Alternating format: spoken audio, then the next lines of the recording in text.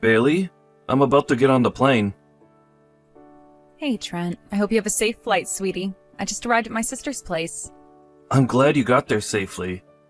But, I gotta say, I really am sorry about how the timing ended up working out here.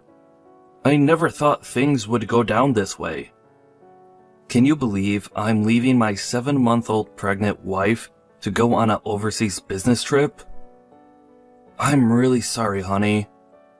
What choice did you have? Your company needed you to be on that plane, so it can't be helped. You don't need to apologize for being a hard worker, Trent.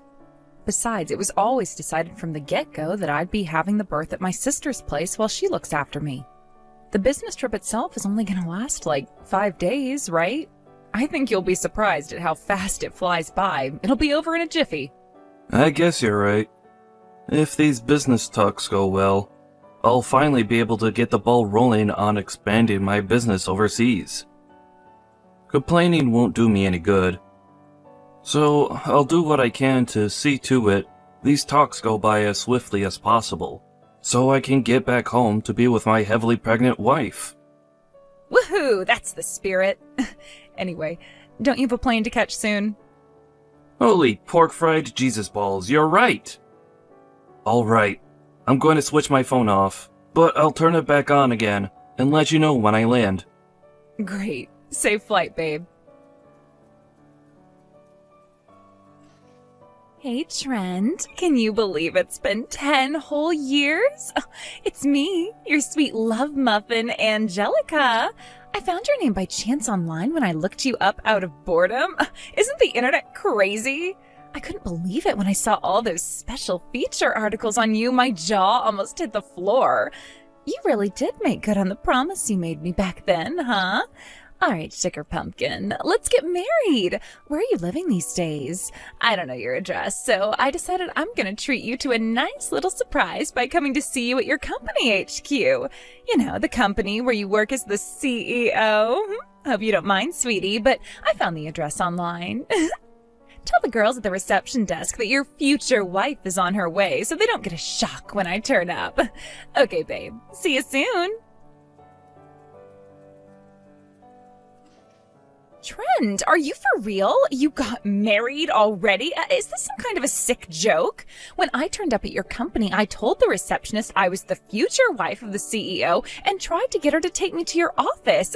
She just said, "You're not the CEO's wife," and gave me the coldest look anyone's ever given me. Ugh, the rudeness of some people. I was so shocked it took me a few minutes to get my bearings back. When I did, I started doing some digging on social media from the car park, you know, on our old classmates' pages, our seniors' pages, and our teachers' pages. And when I did, I found out you got married to that goddamn loser Bailey. I mean, geez, Trent, I always knew you were a gloomy loser with no redeeming features other than your impressively high grades back then, but I still can't believe you'd marry someone like Bailey, who seemingly defied the laws of nature by somehow being lower down the school pecking order than you were. Oh, is that it? Did you become convinced the only kinds of girls you were a good match for were the gloomy goth girls with breath like garbage disposal centers and worse hygiene routines than cave trolls after I, the most popular girl in school, broke up with you? Oopsie. Well, I guess this is technically my fault then. But, on the bright side, baby, if you marry me instead, you can finally break free of your trauma and move on. Okay, it's officially decided. You're divorcing Bailey. After that, me and you are gonna get back together and remarry. Make sure you tell Bailey what's happening, okay? Bailey, it's been 10 years. It's me, Angelica. Is now a good time? I need to talk to you about something. Huh? Angelica? Oh, that is weird. I thought I deleted your number, but it still displays your name. What? You deleted me? Well, it has been 10 years. Besides, to be honest, I didn't think we'd ever be speaking again. I'm really surprised you're messaging me, actually. Whatevs, I guess I'm chill with that. Anyway, if we got into that, we'd get distracted from the real reason I reached out to you today, so I'm willing to let it slide. Did you want something? I need you to break up with Trent immediately. Excuse me? Me and him decided to get back together. Wait, you did what now? Oh, come on, I won't let you pretend you don't know about our relationship. Well, sure, I know you and Trent were dating at one point, but that was just for a month while you were back in high school, right?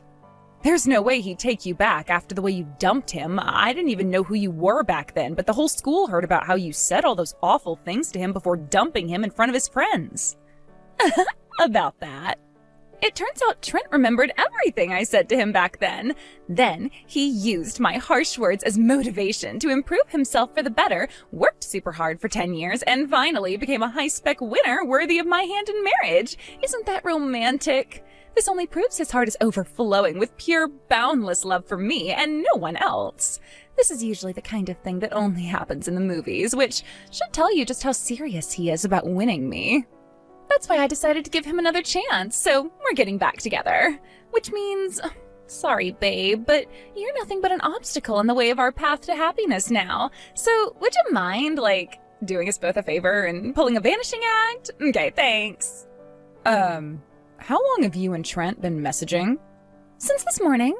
Wait, what? So only for a few hours? Well, sure, I guess, but time is no obstacle for a romance like ours. We met up for a sweaty lovemaking session to consummate the flame of our passion straight away. I promised I'd marry him one day if he ever made $750,000 a year.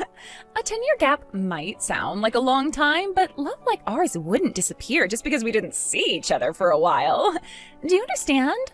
Now listen carefully. This is a direct order. Hurry up and break up with him. Do it now. Bailey, are you okay? Trent, hey, I'm okay. Your flight landed safely then? Yep, and I just turned my phone back on. This is about Angelica, right? She messaged me too. You serious? Yep, dead serious. She told me to break up with you. Why would she be doing this after all this time? She said she's willing to give you another chance after realizing you remembered what she said back when she broke up with you in high school. She seems to think the reason you've been working so hard these last 10 years was to win her back. What? She said she met up with you today and had... Well, let's just say she's claiming you guys had an encounter of the intimate variety. She said she promised she'd marry you if you could prove yourself to her by making $750,000 a year. She said what now? Like hell we did that. I've been on an international flight all day. What the hell? How does she suppose I met her, despite it literally being physically impossible? I didn't even respond to her messages. It's fine, relax, Trent. I know you didn't do anything. She's just lying to try and get me angry enough to divorce you, right? Of course. Yep, you're right. That's gotta be it. But what does she mean with this $750,000 thing? That? I think she's talking about what she said when she broke up with me. She said if I ever became successful enough to make $750K a year, she'd marry me. But she was only doing it to mock me. There's no way a loser like you could ever make $750K a year, was the last thing she said to me. She said that to you? Jeez, I've heard of people getting it wrong before, but a miscalculation of those proportions? She doesn't know you at all. God, that dumb hoe. You wait till I get my hands on her. Thanks for getting mad and defending my honor, babe. But you should be careful. Getting all worked up like that could have a negative influence on the baby. So, please relax, okay? Oh, good point. You're right. Okay, I'll be careful. But she seems to think you fulfilled this promise you made to her. Why would she think you make $750,000? I have a sneaking suspicion. I think I know what she's talking about. Listen, Bailey, we don't want any of this stuff with my psycho ex-girlfriend having a bad influence on the baby. So, I want you to ignore all of her messages, okay? Actually, scratch that. Just go ahead and block her. Are you sure? You're staying with your sister out of state right now, so it's not like there's any risk of her barging her way in and making a scene or anything. I have to put this inexplicable rampage of hers to an end. Leave this one to me. All right, got it. Don't overdo it yourself, Trent. You still have the company to think about.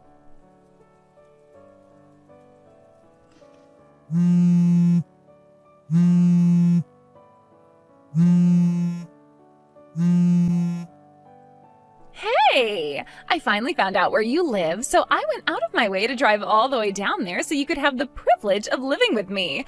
Only to find you frickin' moved?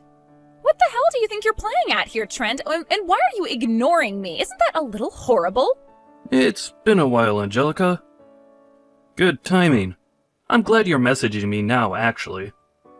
Huh? When you say you found my address, do you mean the apartment by the underpass in Garlic Heights in Westglade City? Yes, I do. Why would you move without saying a word to me? You are despicable, and this is so not acceptable. I banged on the door and rang the buzzer until some old dude from next door came out and went crazy at me for being noisy. All of the neighbors came out and started staring at me because of the racket he was making. Talk about public humiliation. Do you have any idea how much you've embarrassed me? Why would you move all of a sudden without telling me? This is downright wrong. Go on, I'm waiting. I need an explanation. Right now. All of a sudden? I moved 3 months ago. Huh? Besides, what obligation did I ever have to keep you up to date with my private affairs in the first place? But how can you be serious about wanting to marry me if you can't even message me properly? The only reason you followed through on your promise to me to become a high-rolling stud muffin on $750K a year was so you could have my hand in marriage, right? No. I don't make $750K a year. Huh? If, by any chance, did you confuse my salary with my company's annual turnover? Annual turnover? What does that mean? Based on your first few messages, it seems you found out everything you know about my current situation through a few articles on the internet. There's nothing in any of the articles about my salary, but one of them does include my company's annual turnover from last year. And it just so happens it was $750,000. Annual turnover? Yes, it means the company's total revenue for the whole year. None of the articles say anything about my salary, which means I'm guessing you just saw the $750K figure, mistook it for my salary, then let your fantasy spiral out of control before spamming me and my wife with a slew of unhinged, delusional messages. Huh? Why don't you try taking another look at the articles you read? You mean you don't make $750K a year? But what about your promise to me? Promise? Are you actually insane? I don't want us to get back together, and I never promised you anything. Oh my god, what the hell? So, yeah, I don't make $750K a year. Since pocketing my company's entire annual revenue would kind of be illegal. The company's still small, so me personally, I don't actually make that much at all. Not even close. What? No way. But I need you to make that much. I'll be in serious trouble if you don't. Why will you? Because... Let me guess. Because you can't pay off your debts. Forgive me for doing this behind your back, but you kinda left me no choice. I had an old classmate do some digging on you to see if we couldn't figure out why you'd showed up out of the blue, acting so crazy after we hadn't spoken for 10 years. Huh? First, there's the debt you owe the male strippers for your regular champagne-fueled visits to that shady club on 5th Street. Then, there's the compensation you owe your husband, who you divorced 3 days ago, for cheating on him 3 times across a span of 8 years behind his back, with the gardener, the electrician, and the pizza delivery guy. Then finally, to top it all off, there's the debt you originally owed to one of your relatives. Ugh. Oh crap, oh crap, oh crap, oh crap! Yeah, I guess it makes sense you'd be panicking like hell right about now.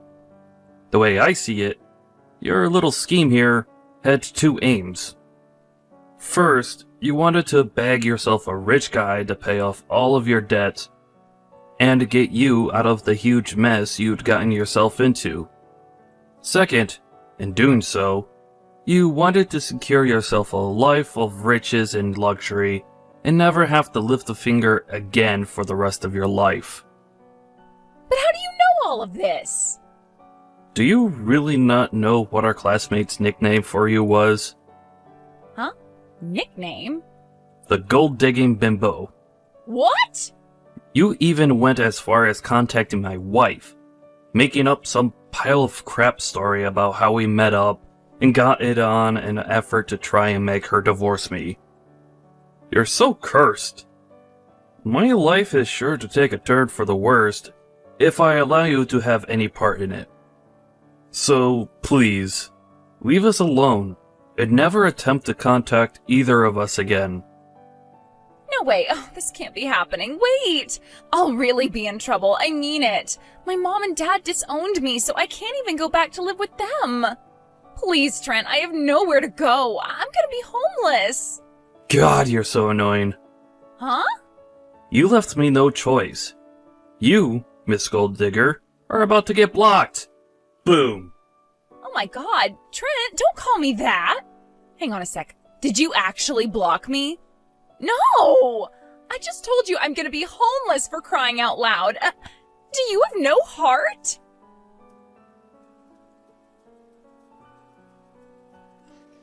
Angelica, while saying she had nowhere to go, showed up at my parents' house and tried to barge her way in.